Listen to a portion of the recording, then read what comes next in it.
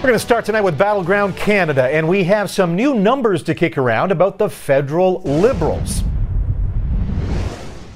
David Coletto, the CEO of Abacus Data, joins me now. And David, we're not going to talk about your numbers. We're talking about some numbers that came out from a competitor firm, a firm named Forum Research.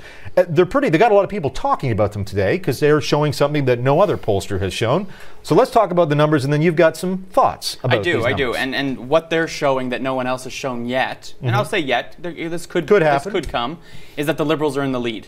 Right. And statistically significant. And this is not a with Justin as leader. This is just the Liberals are in the lead. This is a standard ballot question. If an election were held today, how would you vote? You can see there on your screen, 33% said, of decided voters said they'd vote Liberal, 29 for the Conservatives, and 25 for the New Democrats. And compared to Forum's last poll, which did have the Liberals high, but not in the lead, you can see a 3-point bump for the Liberals, 2-point drop for both the Conservatives and the New Democrats. 33, 29, 25 is still a pretty tight race, but nonetheless, wow, look at that. Yeah, we haven't seen the Liberals on top in any voting polls. Margin. Yeah, anytime. No, we haven't. And we haven't seen them ahead of the polls. Probably you have to go all the way back to when Michael Ignatieff first became Liberal leader. Did they get a quick bump and then that quickly dropped back? So this is the first poll that we see. Now, as a pollster, I'm always cautious or pessimistic about any poll, right? You want to criticize it and look at it. So I looked at maybe what was explaining this other than what we maybe think of. Is it Justin Trudeau? Is it the Conservatives doing well, that? They did put Trudeau in the top, and the numbers were even crazier for the Liberals in the Trudeau mania. Well, that's right. So they asked the hypothetical, what if Trudeau's leader hit? So we'll show those numbers because they're even more surprising. They've shown this before, but if Trudeau's leader, 40% of decided voters are saying they're going to vote Liberal, a 7-point difference from that original poll. So that 7-point bump is the Trudeau bump, the Trudeau mania bump. And you can see that he really takes primarily from the New Democrats, who are all the way down to 21%. But he also takes a little bit from the Greens, and he takes a little bit from the Conservatives. And we should point out, 40%, everybody in your business would say that is easy majority territory for a government. The current Conservatives got a majority with, what, 38%, I think? Well, they got 39%. 39%, And yes. if you look at where those numbers are concentrated, they're concentrated in Quebec and Ontario, where there's a lot of votes. And so while the Conservatives dominate out west still, because the Liberals dominate in central Canada, they would basically. All right, so that's the number that has everybody talking today.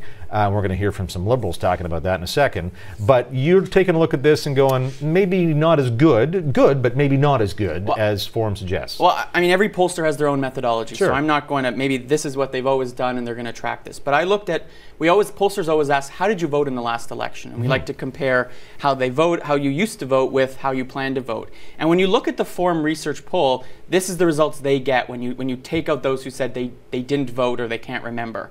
And it shows that people said 34% of the sample said they voted Conservative, 25% said they voted NDP, 24% said they voted Liberal. And what I've done on the right is actually compare with what it should be if it's matching the electorate that it was in 2011. Because a lot of pollsters, particularly me, try to model out voting behavior based on what we think the electorate might. So in other words, you just said that 39% of the population voted Conservative.